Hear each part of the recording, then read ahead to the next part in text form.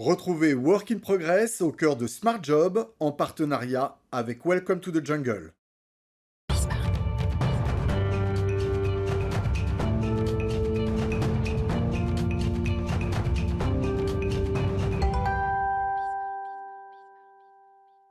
Working Progress, on reste dans une forme de filiation, il n'y a pas de rupture aujourd'hui dans nos thématiques et effectivement avec Jérémy Cléda, que je salue, le cofondateur de Welcome to the Jungle, on s'intéresse à un sujet un peu paradoxal parce que sur ce plateau on nous dit souvent il y a pas mal de bienveillance, on fait plein d'efforts, on est heureux au travail et puis en même temps l'envers du décor c'est que il y a certains espaces professionnels où le travail nous rend dingue.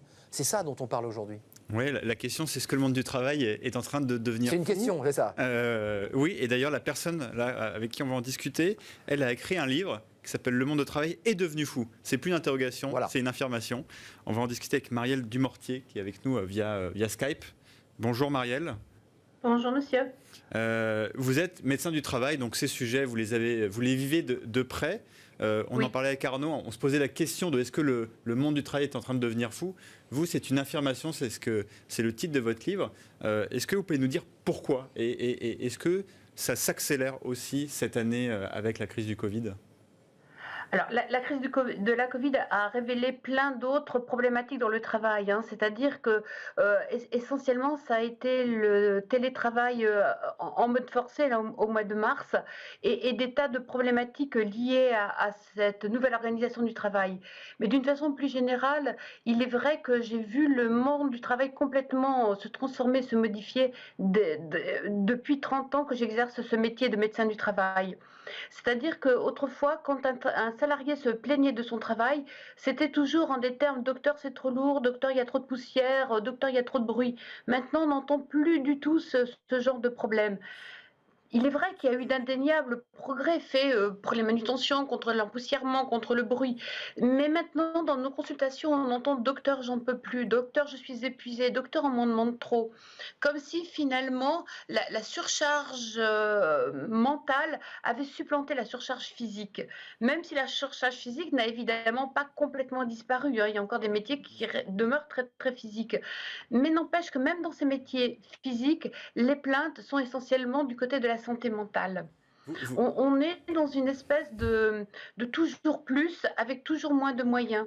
Une intensification avec une complexification des tâches. C'est-à-dire que chaque salarié doit en faire beaucoup plus, et ça, quels que soient les métiers. Et en plus, il doit faire des tâches de collègues qui sont soit partis à la retraite et n'ont pas été remplacés, soit ont été affectés à d'autres tâches. En tout cas, ces tâches, elles sont affectées à des salariés très très souvent sans aucune formation. Et que Marielle. du coup, pour chacun, c'est compliqué. Marielle, une question de Jérémy Cléda. Oui, en fait, dans votre livre, je l'ai lu parce que je trouve que c'est un sujet cette année qui est important. Il y a une phrase qui m'a beaucoup marqué. Vous dites le travail, c'est jamais neutre sur un individu. Soit il le construit, soit il le détruit. On a l'impression qu'il y a un peu de deux scénarios. Un scénario très positif, et d'ailleurs c'est peut-être ce dont on parle parfois en plateau, un scénario bienveillant, constructif qui avance. Et sinon, l'alternative, il n'y en a pas vraiment. L'alternative, elle est extrêmement dure. Voilà, ce sentiment de donner toujours plus, et à la fin, tout s'écroule. Comment aussi ça se reflète dans les gens que vous voyez qui disent qu'ils en peuvent plus? C'est des burn-out, c'est des dépressions. Comment ça se concrétise? Et vous, d'ailleurs, comment vous les aidez à passer cette étape? Alors, déjà, pour répondre à la première partie de votre question, oui, il n'y a pas de neutralité dans le travail. C'est-à-dire qu'un travail, et c'est vrai pour 80% des salariés, c'est-à-dire la grande majorité des salariés trouvent dans le travail du plaisir. Et de plaisir en source de reconnaissance, on se grandit dans le travail. Mais parfois, quand le travail sape votre personnalité, là, ça vous abîme. Et quand la santé est abîmée, ça peut avoir des conséquences à peu près sur toutes les sphères. C'est-à-dire que ça peut être des conséquences sur la sphère psychique, avec des dépressions, avec des burn-out, avec parfois malheureusement des suicides. Mais ça peut être aussi des pathologies d'ordre cardiovasculaire. On considère actuellement qu'il y a un infarctus du myocarde sur deux qui n'a d'autre cause autre que le stress.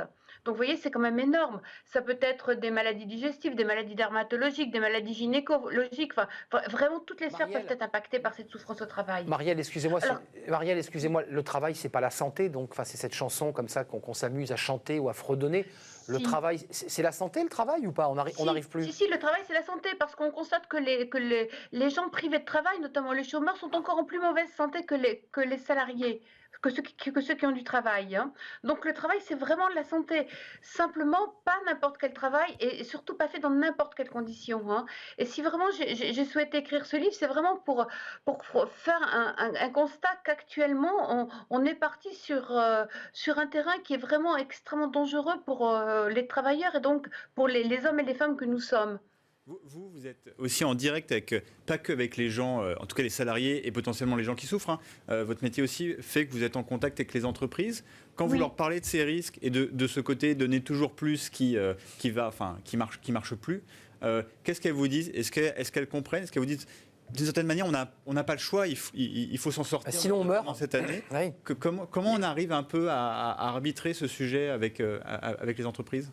Oui, alors ça c'est extrêmement compliqué parce que quand vous voyez les managers d'une façon individuelle, parce qu'on les reçoit bien évidemment aussi nous en consultation dans nos cabinets médicaux, on sent bien qu'ils sont pris dans les mêmes règles du jeu. Hein. C'est-à-dire que les managers actuellement, ils sont les premières victimes de tout ça.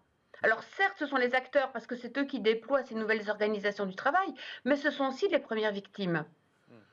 Voilà, ils sont pris aussi eux-mêmes dans des injonctions paradoxales. Parfois, ils savent très très bien que les objectifs qu'ils donnent à leurs subordonnés seront complètement irréalisables, mais on leur demande de faire ça parce qu'eux-mêmes seront évalués sur ça, si vous voulez. Hein, donc finalement, tout le monde est un petit peu pris dans le même cercle vicieux. Marielle, un peu d'histoire. Il y a eu la vie industrielle, il y a eu des films, il y a eu des livres qui l'ont raconté, la souffrance des ouvriers devant leurs machines, dans les mines, évidemment. Et puis, il y a cette quatrième révolution qu'on appelle la révolution numérique.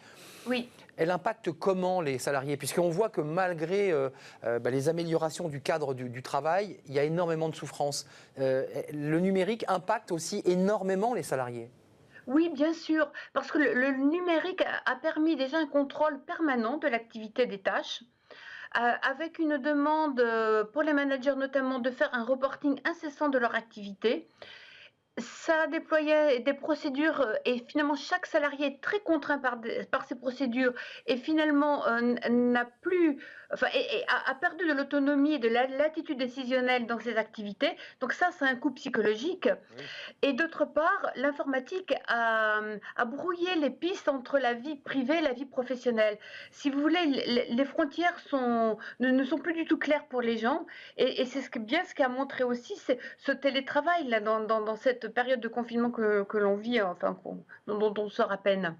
Juste un mot, l'État dans tout ça, parce qu'on voit bien que c'est un duel, parfois un face-à-face entre une entreprise et un collaborateur, puis il y a quand même un autre acteur, c'est quand même la puissance publique. Elle joue le jeu, elle va assez loin, c'est compliqué. Comment ça se passe? Comment vous regardez cette question de ce triptyque finalement? Vous savez, il y a des lois déjà, donc il faudrait que chacun puisse les respecter. Il y a aussi notre parole à nous de professionnels de la santé au travail et nous sommes là vraiment pour porter dans l'espace public de l'entreprise tout ce qu'on entend dans nos consultations. Hein. Ensuite, après, il y a les inspecteurs du travail qui sont là pour faire respecter la loi. Mais enfin, ce que je voulais dire quand même, c'est que dans les entreprises, on entend de moins en moins de déni par rapport à ces sujets-là. Et les employeurs sont vraiment conscients que s'ils n'arrivent pas à régler cette problématique de la souffrance au travail, ils y perdent en productivité. Ça a un coût pour eux. Et que là, vraiment, par ce biais-là, on commence à pouvoir réfléchir avec eux sur cet aspect-là.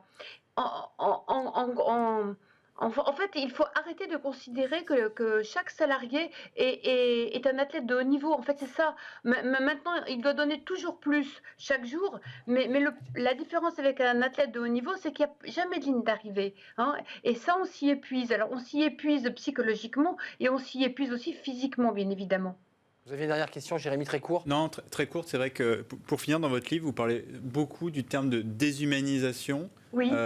Est-ce que aussi, par exemple, c'est votre rôle en tant que médecin du travail de rappeler que l'humain, il est un peu au cœur des relations?